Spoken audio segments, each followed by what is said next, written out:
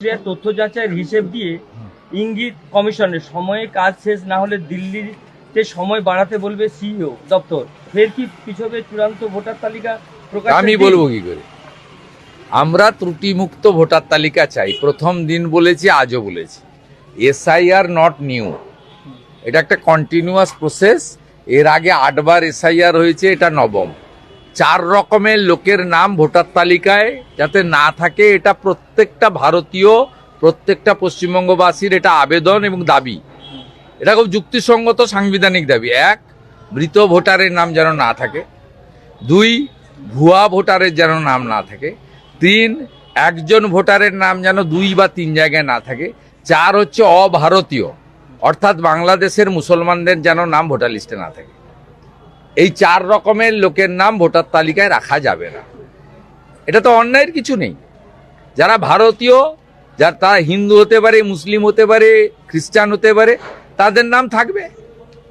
কিন্তু যারা ভারতীয় নয়, বাংলাদেশ থেকে 2 প্রকারের মানুষ পশ্চিমবঙ্গে এসেছে।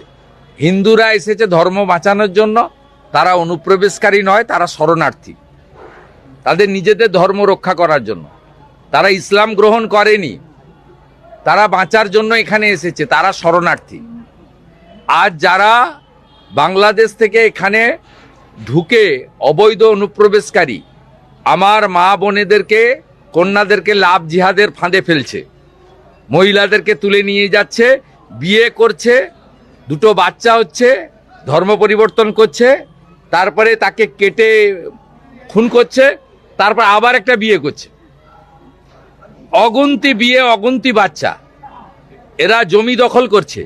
বর্ডারের 6000 গ্রামে শাঁখ বাজে না, তুলসী মঞ্চ নেই, শিবালয় নেই, নামহট্ট হয় না, শীতলা মায়ের মন্দির নেই, সেখানে প্রদীপ জ্বালানোর লোক নেই।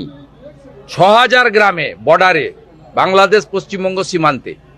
এ জিনিস তো মেনে নেওয়া যাবে না ভাই। এদের নাম রাখা যাবে না।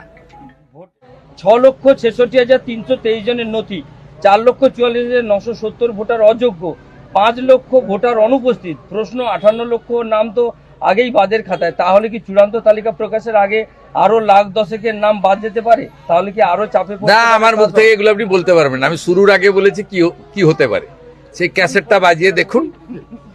শুরুর আগে বলেছি, আর ফাইনাল বলবো ফাইনাল ভোটার লিস্ট বেরোনোর পরে। আমি সব জায়গায় বলেছি ব্রেকফাস্ট হয়েছে, লাঞ্চ হয়নি। লাঞ্চের পরে কথা হবে। বরাদ্দ বাড়িয়ে মানুষের মন ছোঁয়ার চেষ্টা করছেন, তা বাম দলগুলোকে চাপে ফেলেছে। সিপিআইএম রাজ্য কমিটি বৈঠকে কোনো লোক চাপে পড়েনি, কোনো লোক চাপে পড়েনি। কলকাতা টিভি আর নিউজ 18 চাপে পড়েছে। কোনো লোক চাপে পড়েনি। লোক চাকরি চায়। সোজা বাংলা হিসাব আপনাকে বলে দিই, 349 টাকা লাগে রিচার্জ করতে। এই টাকাতে কিচ্ছু হয় না। লোক চাকরি চায়, লোক শিল্প চায়, লোক টাটাকে ফেরানো চায়, এমপ্লয়মেন্ট এক্সচেঞ্জ তুলে দিয়েছেন, আবার চালু হোক চায়। আর উনার এসব ধাপ্পাবাজি লোক জানে। 2013 সালে যুবক যুবতীরা 17 লক্ষ ফর্ম ফিল আপ করেছিল। তাদের সেই 17 লক্ষ ফর্মকে উনি কেজি দরে বিক্রি করেছেন। উনি পারবেন তো এপ্রিল মাসে দিতে? উনি জানেন ভোট ঘোষণা হবে, দিতে হবে না। অনলাইন করেননি কেন? এসআইআর নাকি লাইনে দাঁড়ানোর জন্য আপনার লোকেরা তো নাম ভুল করেছে।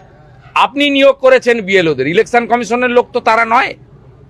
আপনি বিএলও পাঠিয়েছেন আপনার সরকারি কর্মচারীরা, তারা আমাদের নামের বানান ভুল, পদবীর বানান ভুল করেছে। তারপরে লোককে বাধ্য করিয়েছে লাইনে দাঁড়াতে, এসআইআর এর লাইনে। আর এখন আপনি পশ্চিমবাংলার লক্ষ লক্ষ যুবক যুবতীকে লাইনে দাঁড় করাচ্ছেন কেন? আপনি তো অনলাইন করে দিতে পারতেন। এখন তো সব অনলাইনে হয়। অতএব এসব জিনিস করে হবে না।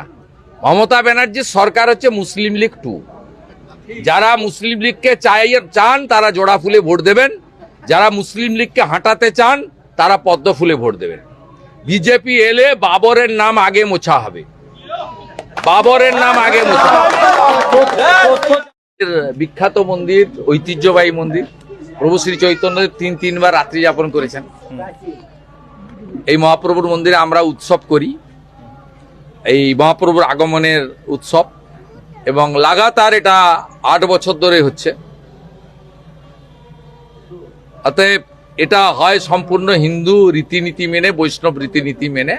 অতএব আমাদের সিপাট যে গোপীবল্লভপুর আছে তার সেন্টার মানে কেন্দ্র মহাকেন্দ্র, এখানে সেই অনুযায়ী হয়। আমরা হিন্দু হিসেবে এটা করি। আমি মনে করেছিলাম মহাপ্রভু শ্রী চৈতন্যদেব 3-3বার এখানে এসেছেন, রাত্রি যাপন করেছেন পুরী যাওয়ার পথে।